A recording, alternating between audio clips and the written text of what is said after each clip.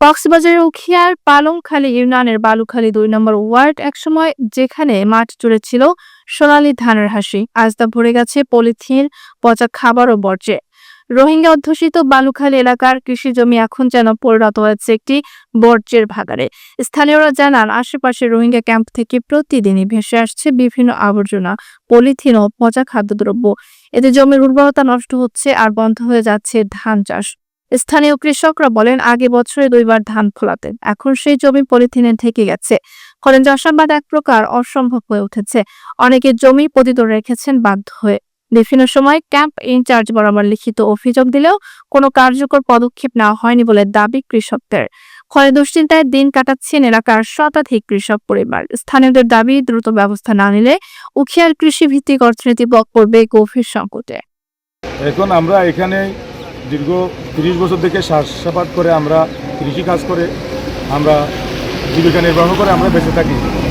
কিন্তু দুর্ভাগ্যের বিষয়, বর্তমানে আমাদের উখিয়ার বালুখালীতে প্রায় ৩ লাখেরও বেশি রোহিঙ্গা বর্তমানে অবস্থান করছে। এই রোহিঙ্গাদের আবর্জনার কারণে আমাদের এই চাষাবাদ জমি, কৃষি ফসল সব কিছু এখন একেবারে ধ্বংস হয়ে গেছে বলতে গেলে। আমরা এই রোহিঙ্গাদের আবর্জনা নিরসন করার জন্য, এটা আমাদের জমি রক্ষা করার জন্য সিয়াসি মহোদয়ের কাছে আমরা অনেকবার লিখিত দরখাস্ত দেওয়া হলেও সেটা আমলে নেই। আমরা আমাদের স্থানীয় সরকার মন্ত্রণালয়, আমাদের ইউনো মহোদয়ের কাছে আমরা হস্তক্ষেপ কামনা করছি, এই রোহিঙ্গা বসতির আবর্জনা যেন আমাদের চাষাবাদ জমির উপর এসে না পড়ে।